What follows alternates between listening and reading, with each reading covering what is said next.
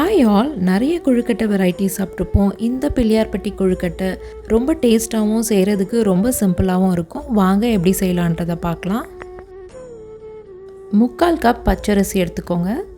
இது கூடவே 1/4 கப் பாசிப்பருப்பும் எடுத்துகிட்டு 2-3 தடவை நல்லா அலசிட்டு ஒரு 30 நிமிஷம் ஊற வச்சுடுங்க. அரை மணி நேரம் கழித்து அரிசி பருப்பு நல்லா ஊறி இருக்கும். இது நல்லா வடிகட்டிட்டு ஒரு க்ளீன் டவலில் இந்த மாதிரி ட்ரை பண்ணி எடுத்துக்கோங்க. ஈரப்பசை இல்லாமல் இருக்கணும். நெக்ஸ்ட் ஒரு பேனில் ட்ரை ரோஸ்ட் பண்ணி எடுத்துக்கலாம். 15 மினிட்ஸ் லோ ஃப்ளேமில் ட்ரை ரோஸ்ட் பண்ணிங்கன்னா அரிசி பருப்பு நல்லா கிறிஸ்பாயிடும். ஸோ அந்த ஸ்டேஜில் நம்ம ஸ்டவ் ஆஃப் பண்ணிக்கலாம்.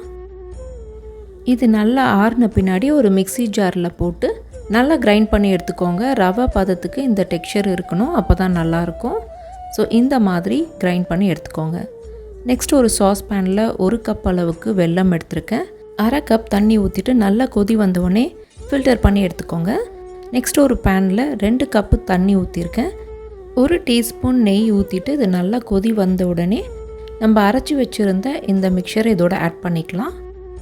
இது லோ ஃப்ளேமில் வச்சுட்டு நல்லா மிக்ஸ் பண்ணிகிட்டே இருந்திங்கன்னா எந்த ஒரு லம்ப்ஸும் இல்லாமல் எல்லாமே மிக்ஸ் ஆகி வரும். உங்களுக்கு நல்லா கலரி விட்டுட்டே இருந்தோம்னா இந்த மாதிரி திக்கான கன்சிஸ்டன்சி வந்துடும். இது நல்லா வெந்திருக்கும். இந்த ஸ்டேஜில் நம்ம ஃபில்டர் பண்ணி வச்சுருந்த வெள்ளை தண்ணியும் இதோட சேர்த்து நல்லா மிக்ஸ் பண்ணிக்கோங்க. இது நல்லா கலந்து விட்டுட்டே இருக்கும்போது இதுவும் நல்லா திக்காகி வரும். இப்போ 1/4 கப் அளவுக்கு திருவுன தேங்காயும் 1 டீஸ்பூன் ஏலக்காய் பவுடரும் சேர்த்துட்டு லோ ஃப்ளேமில் திருப்பியும் மிக்ஸ் பண்ணிகிட்டே இருந்திங்கன்னா நல்லா திக்காயிடும். ஃபைனலாக 1 டீஸ்பூன் நெய் ஊற்றிட்டு மிக்ஸ் பண்ணிவிடுங்க.